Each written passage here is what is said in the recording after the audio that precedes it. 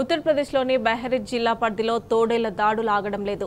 మానవ రక్తం రుచిమరిగిన తోడేళ్లు పదే పదే దాడులకు దిగుతున్నాయి. 2 నెలలుగా బహ్రైచ్లో తోడేళ్లు చేసిన దాడుల్లో 10 మంది ప్రాణాలు కోల్పోగా తాజాగా మరో చిన్నారిపై తోడేళ్లు దాడి చేసి గాయపరిచాయి. ప్రస్తుతం 11 ఏళ్ల బాధిత చిన్నారి మహాసి ఆసుపత్రిలో చికిత్స పొందుతోంది. ఇప్పటివరకు తోడేళ్ల దాడిలో మొత్తం 10 మంది మృతి చెందగా వీరిలో 9 మంది చిన్నారులే ఉన్నారు.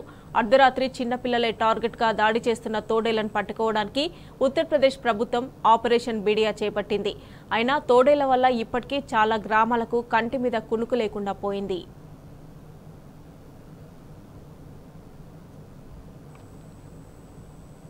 యూపీ సర్కార్ ఆపరేషన్ బేడియా చేపట్టి ఇప్పటివరకు 5 తోడేళ్లను బంధించింది. 6వ తోడేళ్ల కోసం గాలింపు కొనసాగుతోంది.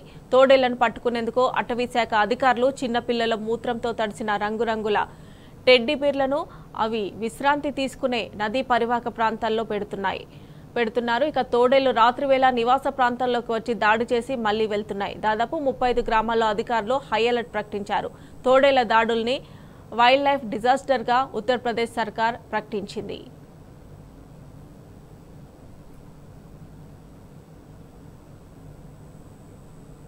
అసలు ఇలా సడన్ గా తోడేళ్లు ఎందుకు పగబట్టినట్లు దాడులు చేస్తున్నాయన్న ప్రశ్నలు అందరినీ వేధిస్తున్నాయి.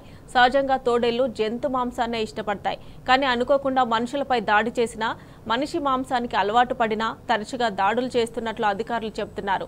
వాతావరణంలోని మార్పులు కూడా తోడేళ్ల దాడికి కారణంగా చెబుతున్నారు.